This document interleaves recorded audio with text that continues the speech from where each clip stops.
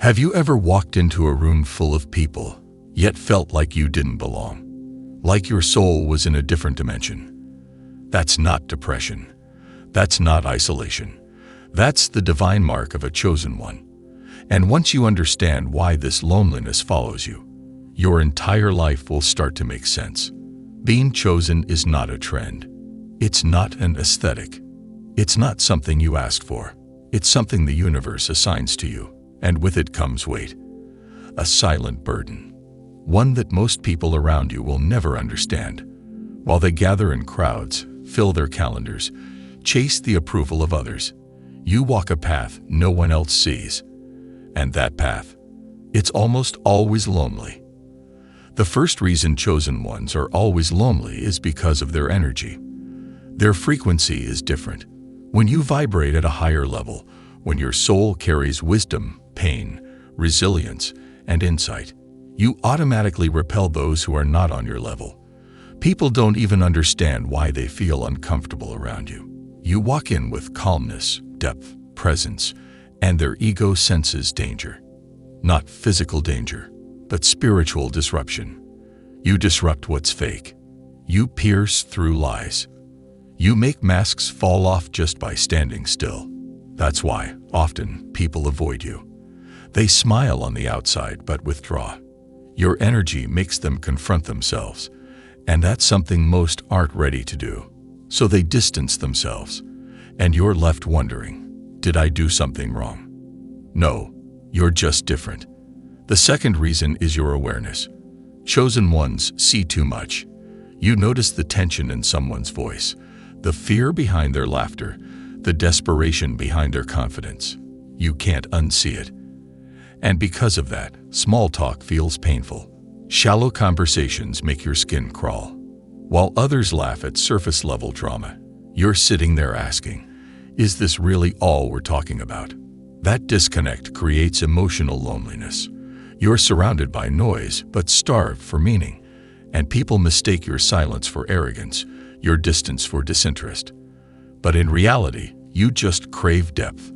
And until you find others who speak the language of the soul, you'll continue to feel like an alien in your own world. Third, chosen ones are often forced into isolation for growth. It's not accidental. It's spiritual. Loneliness is not a punishment. It's preparation. You're being separated so you can evolve without distraction. While others party, you ponder. While they scroll, you study. While they chase attention, you build inner peace. This solitude becomes a sacred classroom. You learn about your patterns, your wounds, your calling. You learn to hear your intuition louder than the outside world. It's in that isolation that the universe molds you, refines you, strips away illusions. And yes, it's painful. It can feel like abandonment. But what if I told you it's alignment? Because once you emerge, you're no longer just another face in the crowd. You're a force. And that power was born in the silence. The fourth reason for loneliness is that chosen ones rarely fit in. You were never meant to. You can try. Wear the clothes, mimic the talk, laugh when they laugh. But deep down, you know you're pretending. You've always been different. Maybe it started in childhood. Maybe you felt misunderstood by your own family. Like you were adopted by the wrong tribe. The truth is, you were planted where your contrast could shine. You were placed in environments where your light would be noticed, yes, but also tested. Because the loneliness created in those early years gave birth to your spiritual independence. You learned to validate yourself, to trust your own compass, and while others chase the crowd, you walk with conviction. Alone, maybe, but never lost. Fifth, you are a mirror. People don't just see you, they see themselves through you. And that reflection is often uncomfortable. If you've ever noticed people projecting their fears, their insecurities, even their hatred onto you for no reason, this is why. Your presence stirs up what they've buried.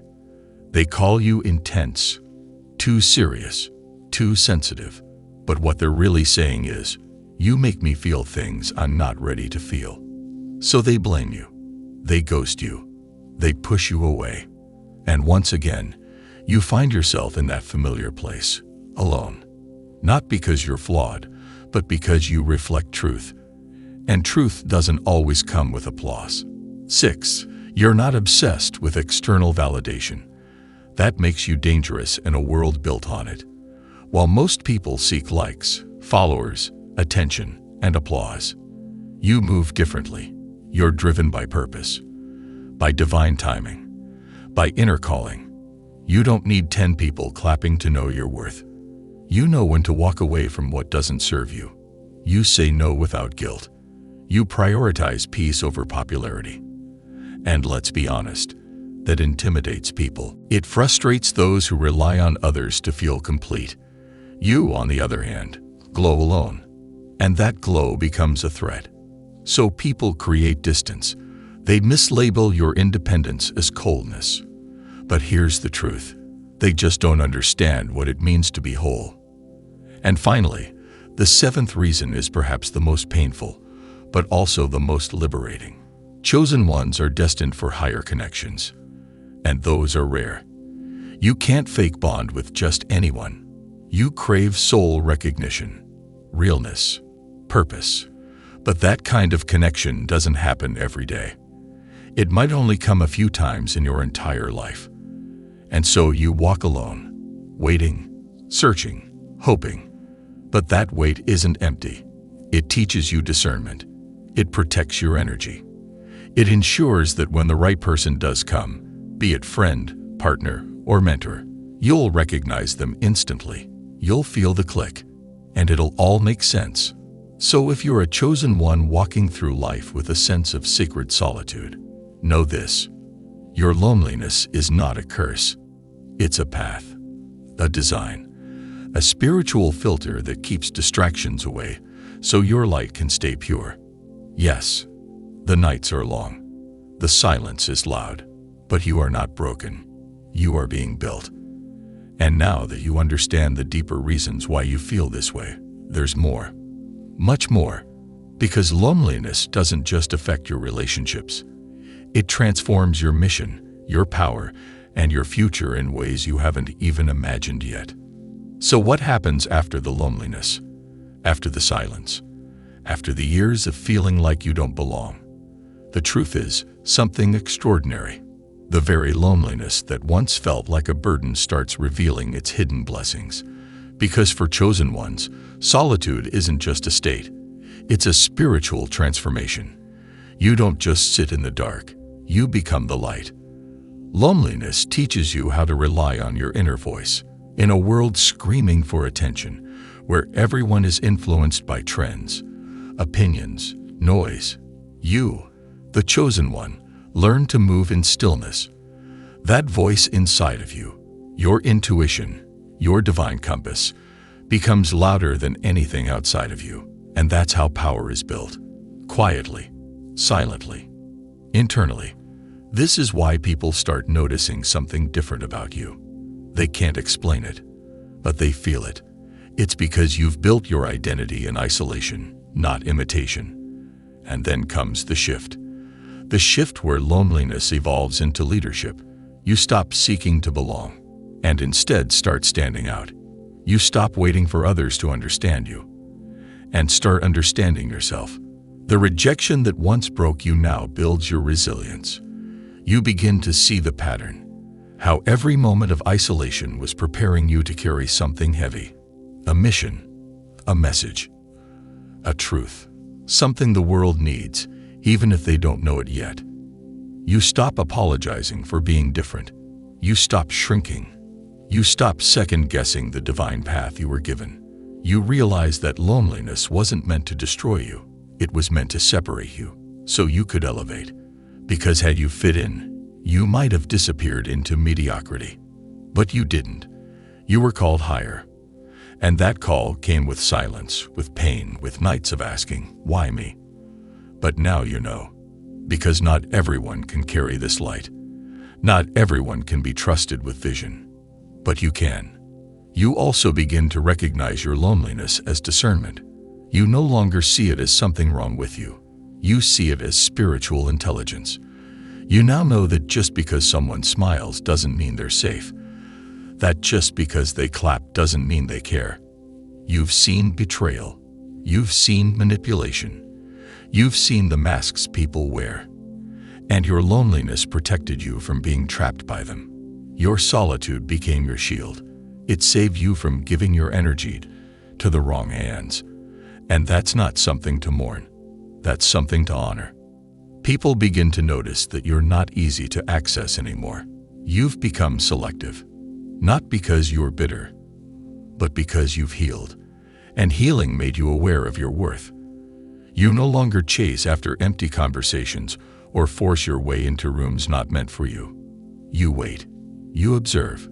You let energy reveal the truth before words even begin. This makes you magnetic, because while the world screams for attention, you whisper with purpose. And purpose is rare. Purpose is attractive, but it also sets you apart. Again, alone, but never lonely in the same way. Eventually, that divine loneliness gives birth to divine alignment. You begin to attract people who see you, really see you, not because you forced it, but because you became who you were always meant to be. And suddenly, your tribe starts appearing. People who speak your soul's language, who don't fear your depth, who match your frequency. They were never missing. They were just waiting for you to step fully into your light. Because your energy attracts what's meant for you, but only once it's authentic. Your purpose becomes clearer. Your voice becomes stronger. You start creating things that don't just entertain, but awaken. You're not here to be liked. You're here to be light. And that mission requires clarity. It requires strength. It requires walking alone long enough to know who you are without applause, without confirmation, without company. That's how you become unshakable. Even your pain becomes sacred. The nights you cried yourself to sleep, they gave you compassion. The birthdays you spent alone, they taught you gratitude.